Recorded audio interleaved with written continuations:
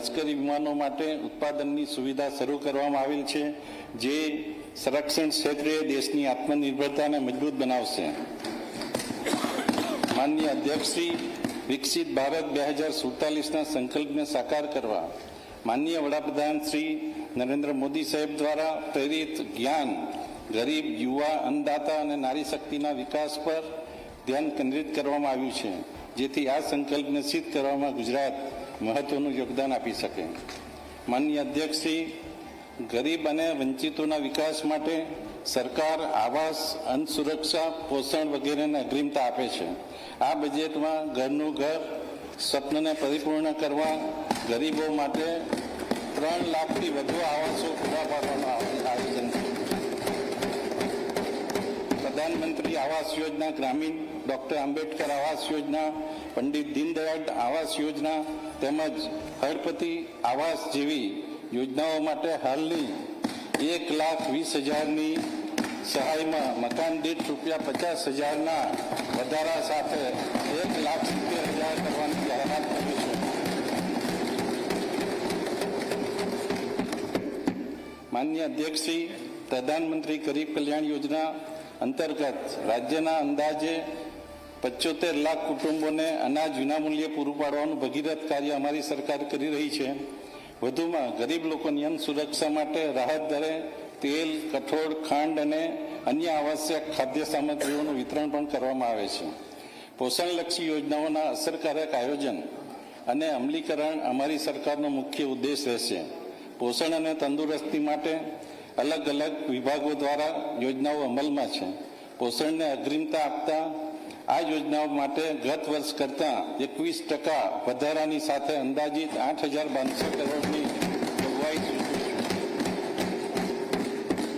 માનનીય મુખ્યમંત્રી શ્રી ભૂપેન્દ્રભાઈ પટેલના સંવેદના સભર પઢાઈ ભી પોષણ ભી ના ધ્યેયને સાકાર કરવા મુખ્યમંત્રી પૌષ્ટિક અલ્પાહાર યોજનાની ડિસેમ્બર 2024થી શરૂઆત કરવામાં આવેલ છે, જેમાં 32,277 શાળાઓના 41 લાખ વિદ્યાર્થીઓને લાભ મળે છે, જેના માટે આ બજેટમાં ₹617 કરોડની જોગવાઈ સૂચવે છે.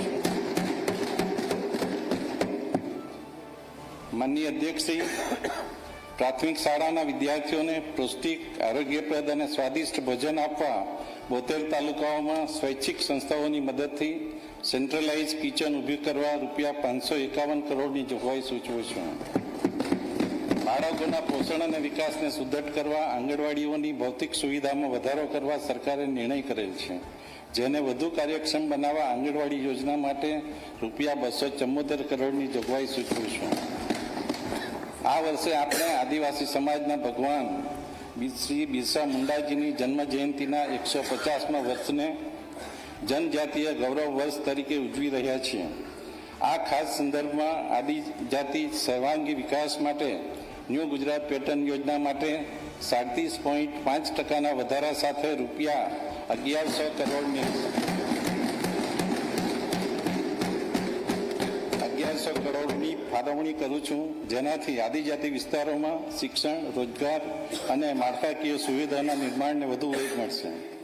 શ્રમિકોને નજીવા દરે ભોજન મળી રહે તે હેતુથી શ્રમિક અન્નપૂર્ણા યોજના હેઠળ 290 કેન્દ્રો કાર્યરત છે. જરૂરિયાત પ્રમાણે શ્રમિક અન્નપૂર્ણા માન્ય મંત્રીશ્રી એક જ સેકન્ડ. નાણાં સચિવને મારી સૂચના હતી અહીંથી કે મીડિયાને જે રાઇટિંગમાં જે આપવાની બુક છે હજી ત્યાંથી પહોંચાડી નથી, તાત્કાલિક પહોંચાડવાની વ્યવસ્થા કરો. આપનું કન્ટિન્યુ રાખો. શ્રમિકોના કામના સ્થળની નજીક પાયાની સુવિધાઓ માટે રહેઠાણની વ્યવસ્થા મળી રહે તે હેતુથી મુખ્યમંત્રી શ્રમિક બસેરા યોજના માટે ₹200 કરોડની જોગવાઈ સૂચવું છું. માન્ય મુખ્યમંત્રીશ્રીના અને માન્ય પ્રધાનમંત્રીશ્રીના દિવ્યાંગજનો પ્રત્યેની સંવેદનાને સાકાર કરવા સંત સુરદાસ યોજના હેઠળ 80%ને બદલે હવેથી 60% કે તેથી વધુ દિવ્યાંગતા ધરાવતા 85,000થી વધુ દિવ્યાંગોને પણ આ વાર્ષિક ₹12,000ની સહાય આપવાની જાહેરાત કરું છું. માન્ય અધ્યક્ષશ્રી, ગુજરાત આશરે 26% વસ્તી યુવા છે. રાજ્યની આ યુવા શક્તિની પ્રગતિ માટે અમારી સરકાર તેમને જરૂરી શિક્ષણ, સંસાધનો તથા રોજગારી ઉપલબ્ધ કરાવવા સતત કાર્યરત છે. સામાજિક ન્યાય, આદિજાતિ તથા શિક્ષણ વિભાગ દ્વારા 81 લાખથી વધુ લાભાર્થીઓને શિક્ષણવૃત્તિ આપવામાં આવે છે.